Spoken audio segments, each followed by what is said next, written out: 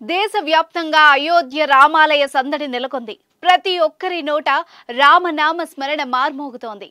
అయోధ్య ఆలయం నుంచి పంపించిన అక్షతలను దేశవ్యాప్తంగా ప్రజలందరి ఇళ్లకు పంపే ఏర్పాట్లు జరుగుతున్నాయి. అలాగే అయోధ్యలో జనవరి 22న బాలరాముడి ప్రతిష్టాపన కార్యక్రమాన్ని అత్యంత వైభవంగా భక్తి శ్రద్ధలతో జరిపించేందుకు అయోధ్య రామ తీర్థక్షేత్ర ట్రస్ట్ ముమ్మరంగా ఏర్పాట్లు చేసింది.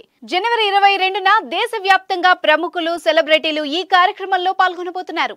ఈ క్రమంలో ప్రధాని నరేంద్ర మోదీ దేశ ప్రజలకు ట్వీట్ ద్వారా పిలుపునిచ్చారు. నేడు అయోధ్యతో పాటు శ్రీరాముడికి స్వాగతం పలికేందుకు దేశంలోని ప్రతి చోట మంగళకరమైన పాటలు పాడుతున్నారు.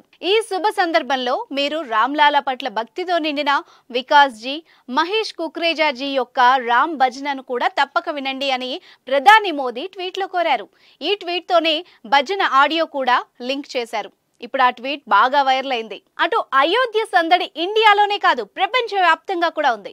ఫ్రాన్స్ రాజధాని ప్యారిస్ లో అయోధ్య రామ మందిర వేడుకలు జరపబోతున్నారు. ఈ సందర్భంగా రామ రథయాత్ర చేపట్టారు. జనవరి 21 మధ్యాహ్నం ప్రారంభమయ్యే ఈ రథయాత్రలో యూరప్ నలుమూలల నుంచి పెద్ద సంఖ్యలో భక్తులు పాల్గొనబోతున్నారు. ఇలా అయోధ్య రామాలయం ప్రపంచాన్ని భక్తి ప్రపత్తులతో నింపేయబోతోంది. అయోధ్య రామాలయ ప్రతిష్టాపన కార్యక్రమం.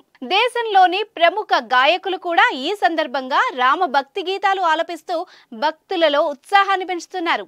ప్రపంచం అంతా 1000 కన్నులతో ఎదురు చూస్తున్న అయోధ్య రామాలయ ప్రారంభ కార్యక్రమం విజయవంతంగా పూర్తి కావాలని కోరుకుందాం.